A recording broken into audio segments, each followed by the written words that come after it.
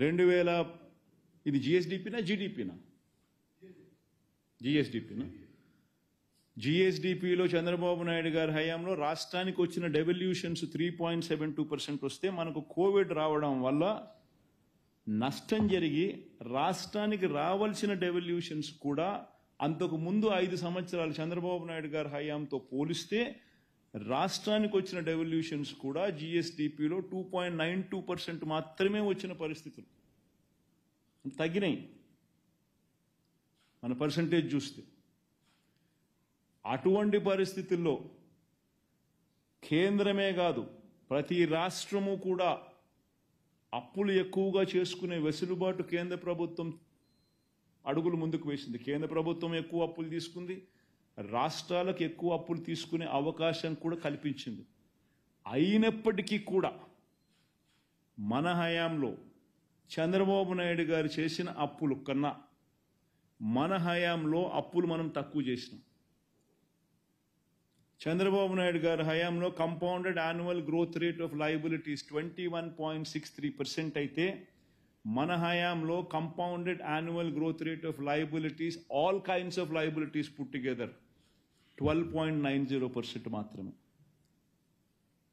ఆయన హయాంలో FRBM debt కు సంబంధించిన అంశం వరకే చూసుకున్నా కూడా 18.15% కంపౌండెడ్ యాన్యువల్ గ్రోత్ రేట్, మన హయాంలో 13.80% మాత్రమే కనిపిస్తుంది.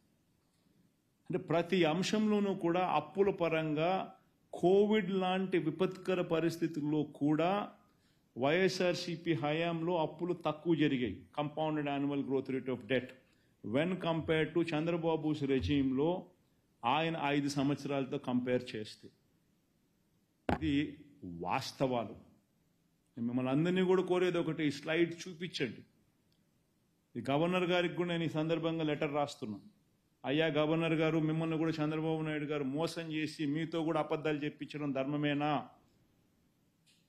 మీరు కూడా వాస్తవాలు తెలుసుకోకుండా ఈ మాదిరిగా అసెంబ్లీలో ప్రసంగించడం న్యాయమేనా అని కూడా గవర్నర్ గారిని కూడా లెటర్ రాస్తా ఉన్నాం. గవర్నర్ గారికి వాస్తవాలన్నీ కూడా క్రోడీకరించి ఆధారాలతో సహా పెడుతూ గవర్నర్ గారికి కూడా లేఖ రాసి చంద్రబాబు నాయుడు గారి ప్రభుత్వాన్ని, ఆర్థిక శాఖను తిట్టమని చెప్పి,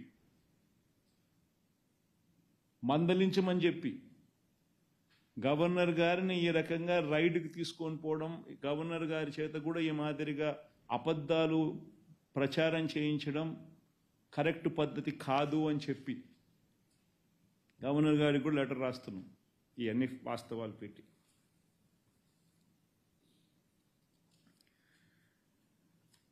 ఇవన్నీ కూడా ఎందుకు చెప్పాల్సి వస్తూ ఉందనంటే కోవిడ్ లాంటి విపత్కర పరిస్థితుల్లో కూడా, ఇన్ఫ్యాక్ట్ మేము అధికారంలోకి వచ్చేసరికి 2019 మే 30న మేము అధికారంలోకి వచ్చేసరికి అప్పటిలో రాష్ట్ర ఖజానాలో కేవలం 100 కోట్ల రూపాయలు. ఈనాడు మే 30, 2013 రాసిన స్టోరీ ఇది. ఖజానాలో ఉన్నవి కేవలం 100 కోట్లే. ఈ నెల ప్రభుత్వానికి అవసరమైంది 5,000 కోట్లు. ఓవర్ డ్రాఫ్ట్ సాయంతోనే జీతాలు, పెన్షన్లు, సామాజిక పెన్షన్లకు 1,200 కోట్లు అవసరం. ఎలా రాష్ట్రం అతలాకుతలం రాష్ట్రం అని చెప్పి రాసిన ఈనాడు.